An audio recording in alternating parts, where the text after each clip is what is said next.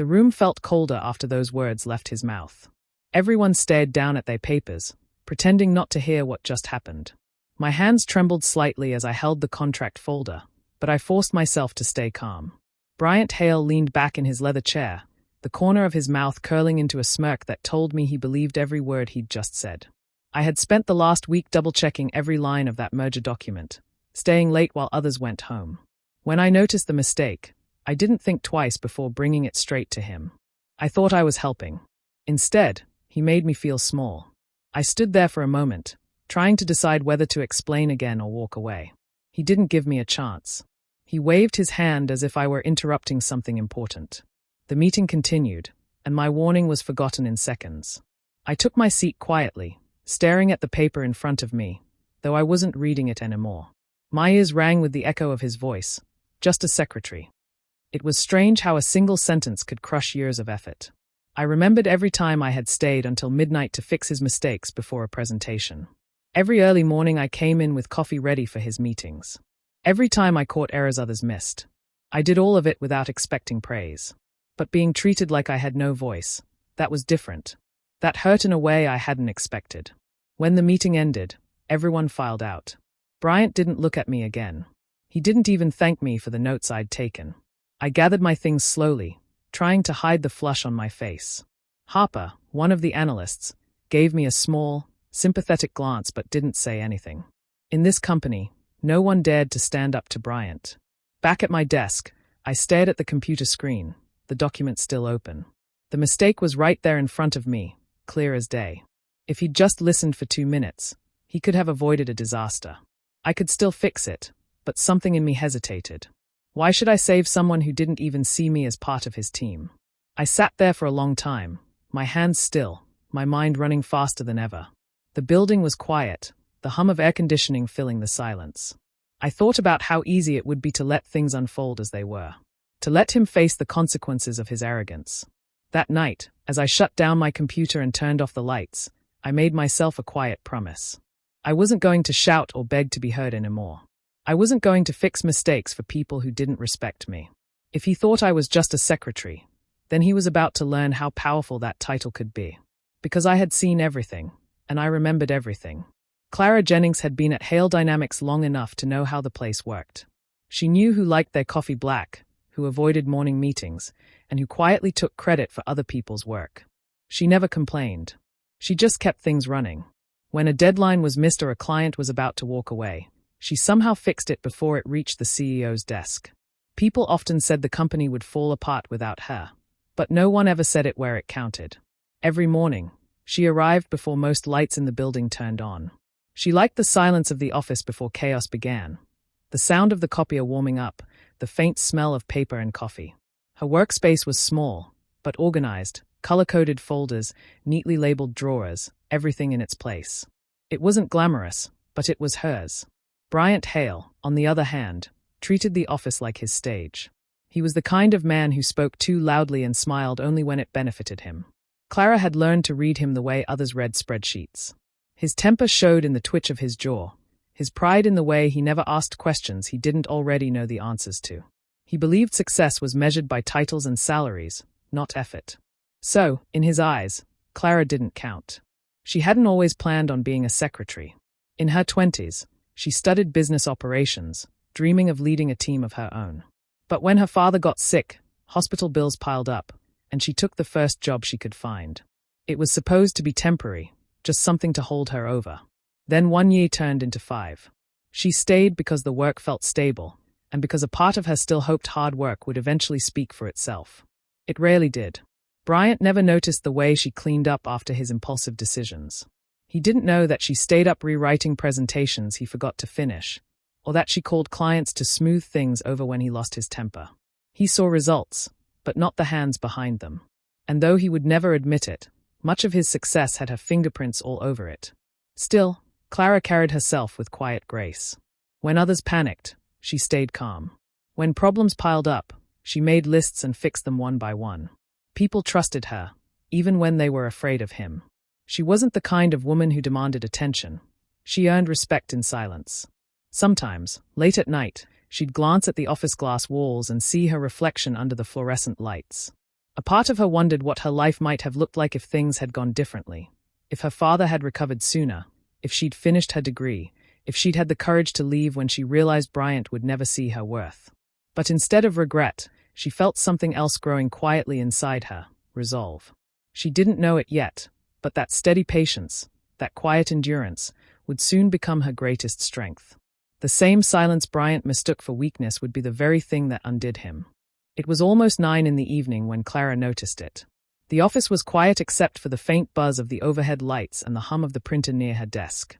Most of the team had gone home hours ago, but she was still there, reviewing documents for the merger with Western Logistics.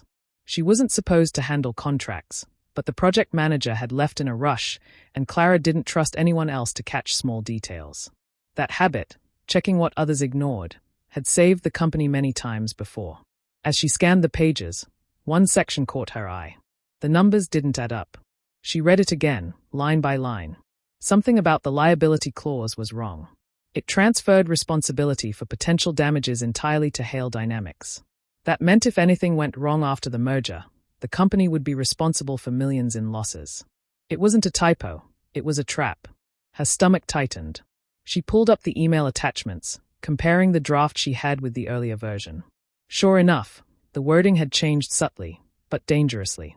Someone had altered it, and no one else seemed to have noticed. She gathered her notes, printed the evidence, and walked quickly to Bryant's office. His light was still on. He was talking on the phone, pacing near the window. When he saw her waiting at the door, he covered the receiver and frowned. "What is it, Clara? I'm in the middle of something." "I'm sorry, sir," she said quietly. "But I found something in the Western contract. It's important." She placed the papers on his desk. "This clause, it makes us liable for their end if something goes wrong. It could cost the company." He didn't let her finish. He waved a hand, his voice impatient. "Clara, please. You don't need to worry about legal terms. That's not your area." "But, sir, the numbers." He cut her off again, a smirk forming. "You type, you schedule, and you do a great job at that. Leave the contracts to people who actually understand them." He chuckled softly, then picked up his phone again. "Now, if you'll excuse me." The air in the room seemed to tighten around her. Clara stood there for a second, stunned. She wasn't angry yet, just hollow. She gathered the papers, nodded, and quietly left. Outside his office, her heartbeat echoed in her ears. The corridor was empty, but she felt as though the whole world had heard him belittle her. She sat at her desk, staring at the printed pages. Every instinct told her to fix it, to send an email to the board, or at least warn the legal team. But she knew how this company worked. Anything that went against Bryant's word would come back to haunt her. No one ever questioned him. She placed the papers in a folder and slid them into her drawer. The evidence would stay there, safe. She turned off her monitor and packed her bag slowly. As she left the building, the city lights outside blurred behind the glass doors. Somewhere inside, she still hoped he'd realize his mistake in time. But deep down, she already knew he wouldn't. And when the fallout came, he'd have no one to blame but himself. The merger announcement hit every business site by Monday morning. Hale Dynamics called it a strategic victory, and Bryant stood in front of cameras smiling like a man who had conquered the world. For a while, everything looked perfect. But 3 days later, the headlines changed. Reports started spreading that the merger was flawed, that Western Logistics had taken advantage of the deal, and that Hale Dynamics was now facing millions in liabilities. By Friday, chaos filled the building. The phones wouldn't stop ringing. Investors were furious, and employees whispered in the hallways, afraid of what might happen next. Clara sat quietly at her desk, watching the panic unfold. Every word she had tried to speak that night came back to her. The very clause she had warned him about was now being torn apart by lawyers and reporters. She felt no joy in being right, just a quiet, sinking feeling in her chest. Bryant stormed through the office, his face pale, his usual confidence gone. Meetings were called one after another. He shouted orders, blamed the legal department, the financial team, even the interns. Everyone was at fault, except him. When the board demanded answers, he started searching for someone small enough to take the fall. That's when he turned to her.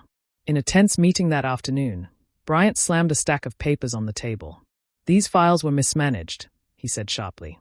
"If the documentation had been in proper order, we could have caught this before it went public." Clara felt every eye in the room shift toward her. She had been the one who organized those files, the one who made sure everything was in its place. Bryant knew it too. He wasn't looking for truth. He was looking for a shield. Her fingers tightened around her pen, but she didn't say anything. She kept her eyes down, letting him talk.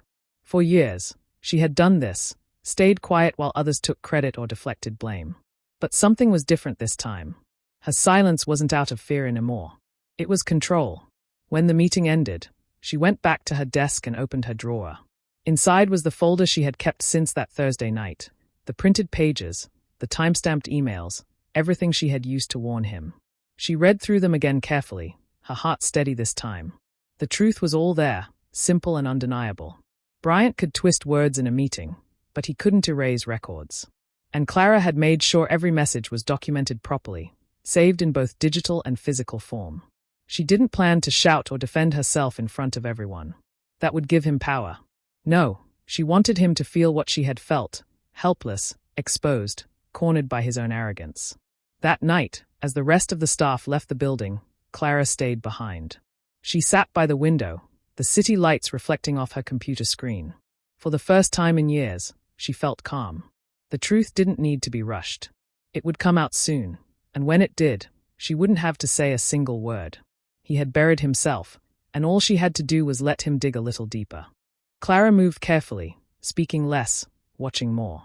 The office was still in chaos, but beneath the noise, she began her quiet work. Every day after hours, she stayed behind, gathering small pieces of information that most people would overlook, meeting summaries, draft versions of contracts, even casual memos that Bryant sent to department heads. She wasn't sure what she was looking for at first, only that something about the merger felt deliberate. The mistake hadn't looked like an accident, it looked planned. The deeper she dug, the clearer it became. Bryant had signed several documents without the board's full review. There were gaps in the approval chain, inconsistencies in signatures, and missing timestamps. It was subtle but dangerous. He had slipped changes into the contracts at the last moment, the kind that shifted responsibility and profit margins just enough to make him look smart in the short term. But those same changes were what had cost the company millions. Clara printed copies and stored them in a locked drawer at home. She didn't trust the office anymore. People were whispering about layoffs, and Bryant was in survival mode. He spent his days meeting with lawyers and public relations teams, pretending everything was under control. He didn't notice that the woman typing quietly in the corner was also the one building the case that could end his career. Still, Clara knew she couldn't do it alone. There was one person she trusted, Harper Lane, the financial analyst who had always treated her with kindness. Harper was calm, sharp, and tired of being talked over by the same man who had humiliated them both. Clara invited her to coffee after work one evening. They sat in a small cafe a few blocks away, speaking in low voices. "I think Bryant changed the contracts himself," Clara said quietly, sliding a folder across the table. "And I think he did it without approval." Harper frowned as she read through the papers. "These numbers don't match the reports he gave the board," she said. "He inflated the profit projections before the merger. That's fraud." Clara nodded. He thought no one would check. He thought people like us wouldn't notice. They began meeting regularly after that, comparing notes, reviewing records from the company's financial system. Harper accessed old spreadsheets and emails, while Clara cross-referenced every version of the contract stored in the archives. Piece by piece, the truth unfolded. Bryant had doctored figures, hidden losses, and approved payments to accounts that didn't belong to Western Logistics. Each discovery made Clara's resolve stronger. It wasn't about revenge anymore. It was about justice. She wanted the truth out, and she wanted him to face what he had done. The man who had called her just a secretary had no idea she now held the evidence that could destroy him completely. Late one night, as Clara locked her drawer and shut off the office lights, she looked back at Bryant's corner office. The glass walls reflected the city lights, empty and cold. He thought he was untouchable. But the walls were thinner than he knew, and soon, everything he had built on arrogance and deceit would start to crack. The deeper Clara and Harper went, the darker everything became. What started as a search for an explanation turned into a discovery of something much bigger. One night, Harper showed Clara a series of spreadsheets pulled from the finance archives. The numbers looked too clean, too perfect. Revenue projections had been increased, losses hidden under vague expense categories, and signatures on certain reports didn't match the usual format. Clara stared at the data for a long moment before whispering, "He did this on purpose." Harper nodded. "It's not just carelessness. He changed the numbers before the merger announcement. If he made it look like profits were higher, his annual bonus would be huge. Then, once the merger closed, the losses would fall on Western." Clara sat back, feeling the weight of what they had uncovered. It wasn't a small mistake, it was fraud. Bryant had risked the company's future to protect his own image. He had lied to the board, the investors, and everyone who trusted him. Over the next few days, they gathered everything: original reports, altered versions, timestamps, and internal emails. Every piece of data connected like a chain leading back to him. He had approved the final version himself, bypassing the legal department and hiding behind the authority of his position. What amazed Clara most was how easily he had done it. No one had questioned him because no one dared to. Late one evening, Harper looked up from her laptop. "We have enough evidence to end him," she said quietly. "If we take this to the board, he'll be out before morning." Clara didn't answer right away. She stared out the office window, where the city lights flickered like distant stars. She imagined the chaos that would follow if everything came out too fast, the company collapsing, innocent employees losing their jobs, and her own name dragged through the mess. That wasn't what she wanted. She didn't want to destroy everything. She just wanted him to face what he'd done. "I don't want revenge through destruction," she said finally. "I want him to understand what it feels like to be powerless. I want the truth to come out in a way he can't twist." Harper understood. They spent the next week planning carefully. They organized the documents in a timeline, matching each number to the corresponding email and signature. It was meticulous work, the kind Clara excelled at. For the first time, her attention to detail wasn't fixing someone else's mistake. It was preparing justice. Every night after Harper left, Clara stayed a little longer, reviewing everything again and again. She wanted no errors, no gaps he could exploit. Her patience became her weapon. Bryant's arrogance had blinded him. He never noticed that the person he'd dismissed was now building the case that could end his career. When she finally closed her laptop that last night, everything was ready. The truth was no longer hidden. It was waiting. And soon, it would speak louder than any title or office ever could. The morning of the board meeting felt heavier than usual. Clara arrived early, as she always did, carrying her notepad and a neat stack of folders. On the surface, she looked calm, just another quiet assistant doing her job. But inside those folders were weeks of hidden work, carefully gathered proof that could change everything. She placed them on the table in front of each empty chair, waiting for the others to arrive. By the time the meeting began, the boardroom was full. The members took their seats, their faces tired and tense. The company's reputation had been shredded by the failed merger, and everyone was looking for someone to blame, or to save them. Bryant walked in last, wearing his usual confident smile, as though none of it had touched him. He straightened his suit jacket, greeted everyone warmly, and began his presentation. He talked for nearly 20 minutes, walking around the table with practiced ease. He spoke about damage control, public image, and team accountability. Every few minutes, he glanced toward Clara, making sure she was keeping notes. She didn't flinch. She wrote calmly, her pen moving slowly across the page. Then came the part she knew was coming. Bryant cleared his throat. "Unfortunately," he said, "this situation could have been avoided if certain clerical oversights had been caught earlier. Our documentation wasn't handled properly, and that created confusion in the final approval process." He didn't say her name, but he didn't need to. Every pair of eyes around the table turned slightly toward Clara. She felt the heat of the moment, but her face remained still. When he finished speaking, the board chairman asked a few questions, but Bryant's answers were vague and defensive. It was clear he was trying to steer the conversation away from himself. That was the moment Clara chose to stand. "Excuse me," she said softly. Her voice was calm, steady. "Before we move forward, there's something the board should see." Bryant's smile faltered. "Clara, this isn't your time." But she didn't look at him. She turned to the chairman and handed over the folder. Then she gave one to each member around the table. Her movements were slow, deliberate. No drama, no anger, just quiet precision. As the members opened the folders, the sound of rustling papers filled the room. Inside were copies of the emails she had sent warning about the contract, the drafts showing the changes Bryant had made, and the spreadsheets proving he had manipulated numbers. Each document had dates, signatures, and timestamps, all in his name.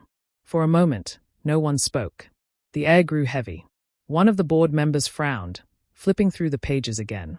Another leaned back in disbelief. The chairman looked up at Bryant, his voice firm. "Mr. Hale," he said slowly, "these documents, are these your signatures?" Bryant's confidence cracked. His face lost color, his mouth opened, but no words came out.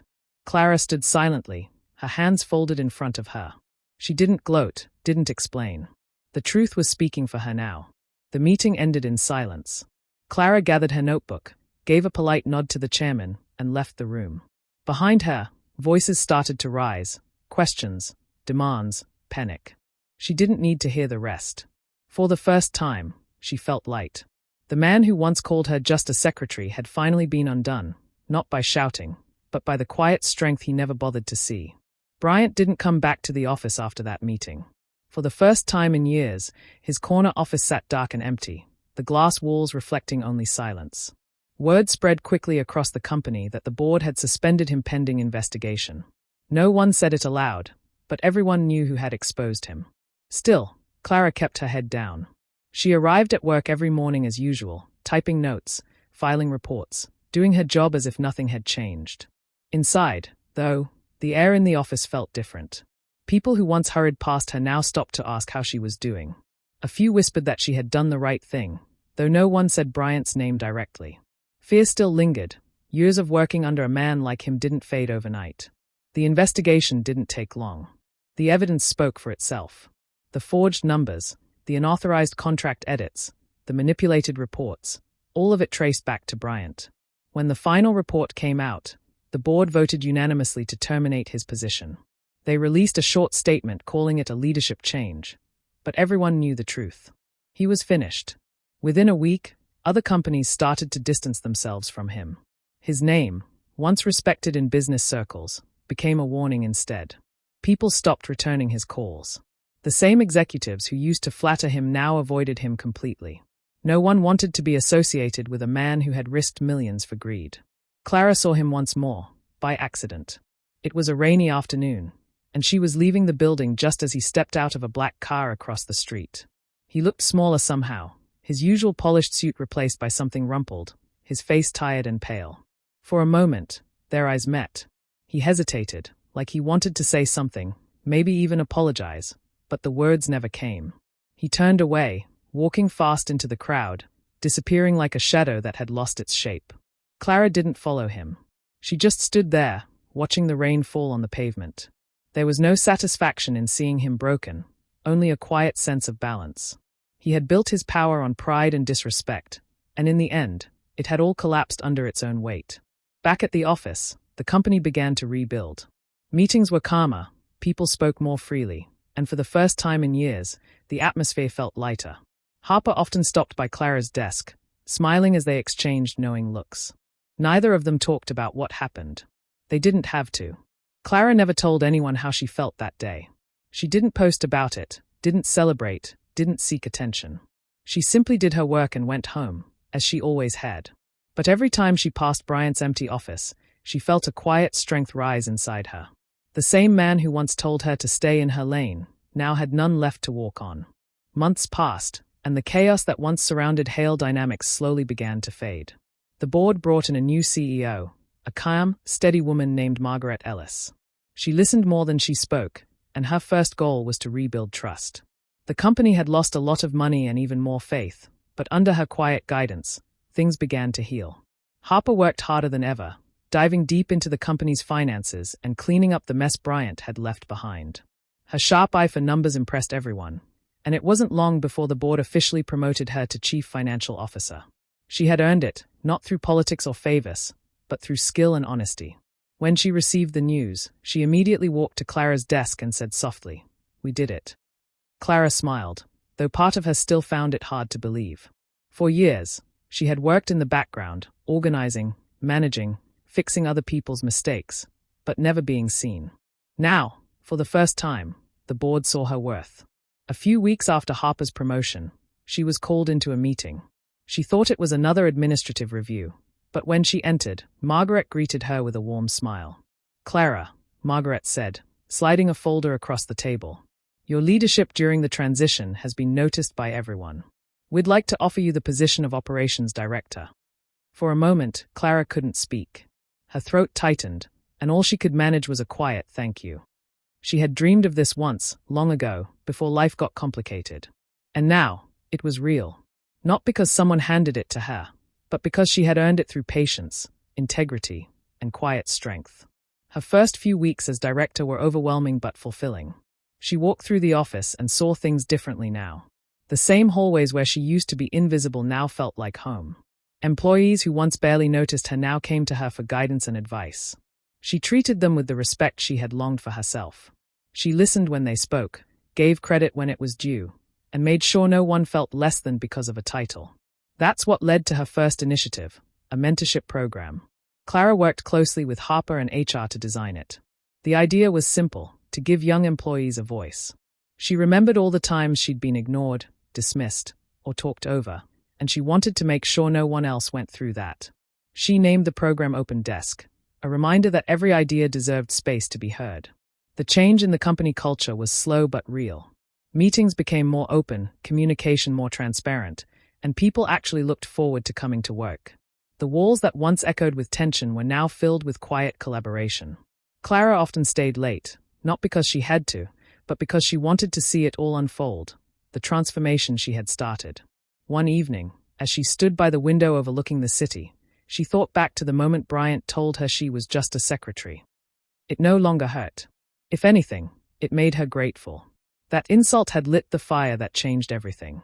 Now, she wasn't just someone's assistant. She was the woman who rebuilt the company from the inside out, through grace, wisdom, and strength that no title could define. The letter came on an ordinary Tuesday afternoon, slipped into her in-tray by the receptionist. The handwriting was familiar, sharp and precise, just like the man who had once ordered her to fetch coffee during board meetings.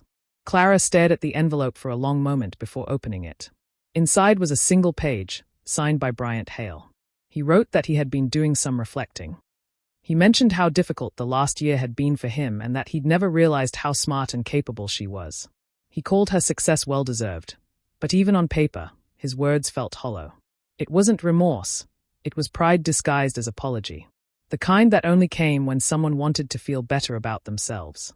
Clara folded the letter neatly and set it aside. She didn't feel anger.